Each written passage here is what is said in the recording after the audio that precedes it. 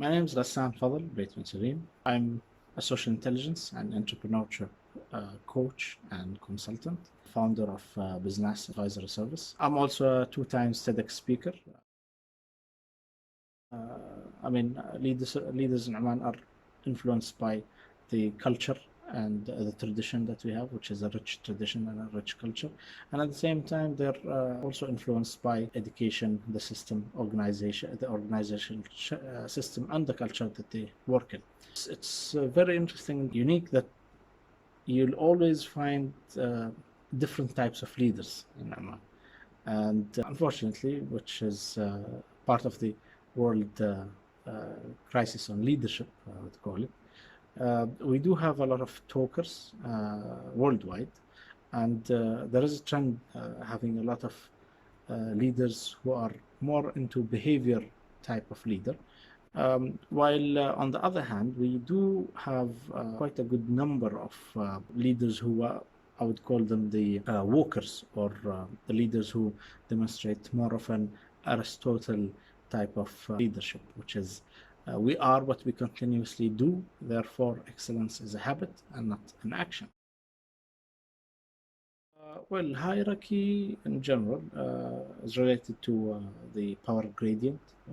Power gradients are signified by the importance of hierarchy in a specific culture to how the leadership style or the ability of the followers to challenge the leaders or to be able to talk back to a leader, for example.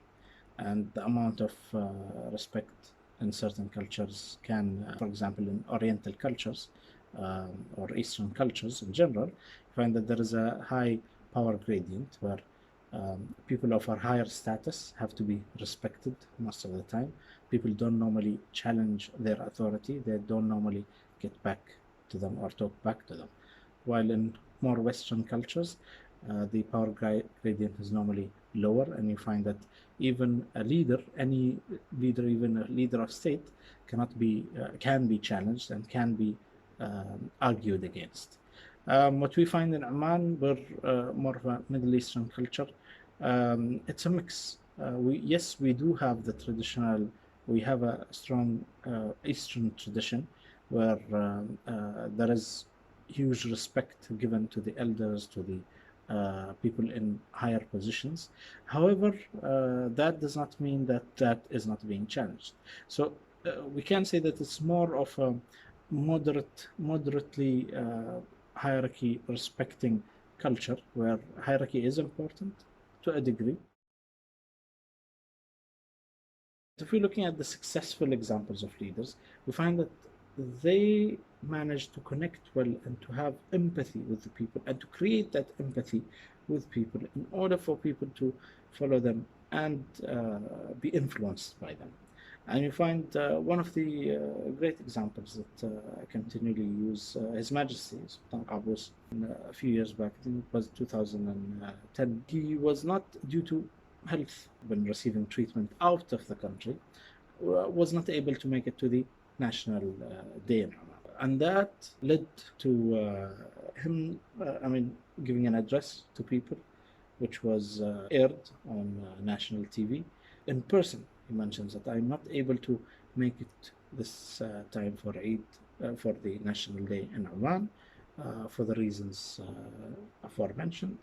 But the beautiful thing about that was the reaction of the public to that announcement. You could see a lot of people moved, a lot of people crying because of the connection that he managed to do with the people.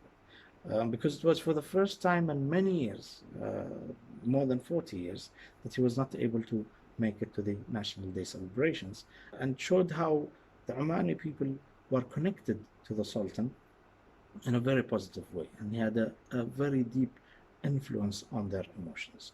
What we find, my formula for emotional power is normally linked to the intensity of the emotion and the range of people, how many people you create that emotion with.